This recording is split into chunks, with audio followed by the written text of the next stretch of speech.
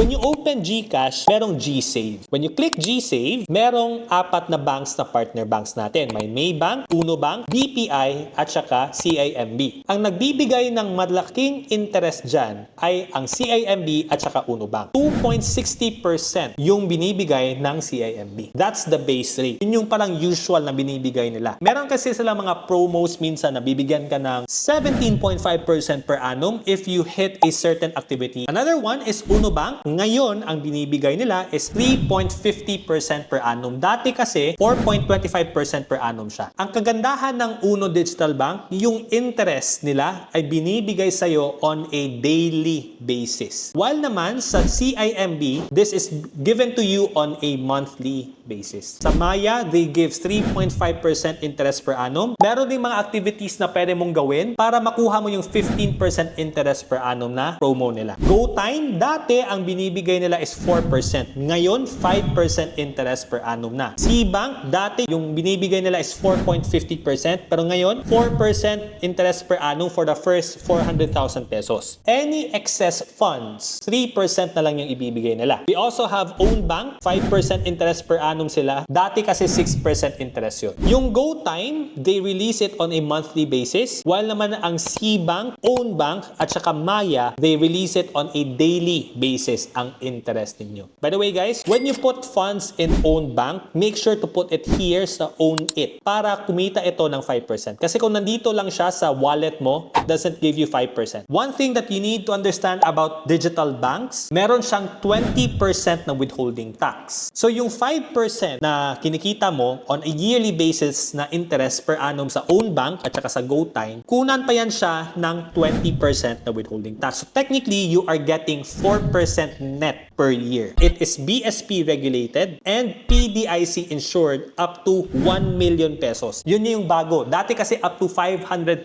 pesos lang. Kaya nga, ang suggestion ko sa mga tao, do not put more than the insured amount sa mga digital banks. Since 1 million pesos yung kanyang insured, do not put more than 1 million pesos there. Para just in case something bad happens, makuha mo yung pera ng buo.